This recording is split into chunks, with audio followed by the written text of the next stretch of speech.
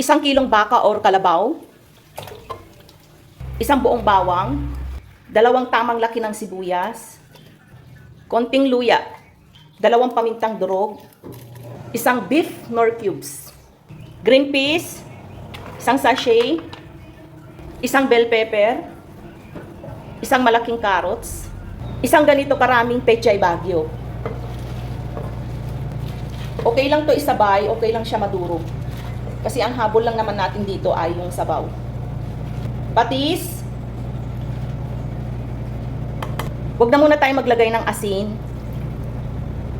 Saka tayo maglalagay pag natikman nating matabang.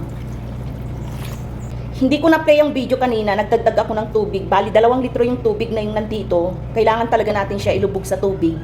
Kasi yung habol natin ay sabaw. So, tatakpan na natin siya. At isasalang natin ito ng 1 hour to 45 minutes. Tapos make sure lang natin na nakalock siya mabuti bago natin isalang sa apoy. Umaapaw siya oh. Dami kasi nating tubig, maliit kasi yung pressure natin. Basta kapag nag-whistle na siya ng ganyan, saka tayo magta-timer ng 45 minutes. Pwede hanggang 1 hour kung gusto niyo talagang malambot na malambot. Bago buksan, pasingawin para hindi sumabog sa mukha niyo yung yung init.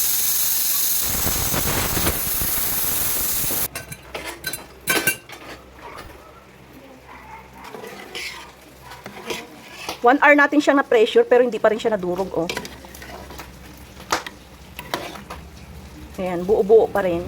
So titikman na lang natin to. At kung ano yung kulang, yun na lang idadagdag natin. Pagkatapos natin i-pressure, titikman mo siya at kung natatabangan kayo sa sabaw niya, pwede kayong magdagdag ng patis o kaya naman asin at saka bechin. Depende po sa inyo, sa panlasa nyo po yan. Kayo na lang bahalang mag-adjust. Ang sarap nga ng sabaw nito tapos napaka-healthy pa. Pwede nyo tong gayahin. Sundin nyo lang kung paano ko ginawa.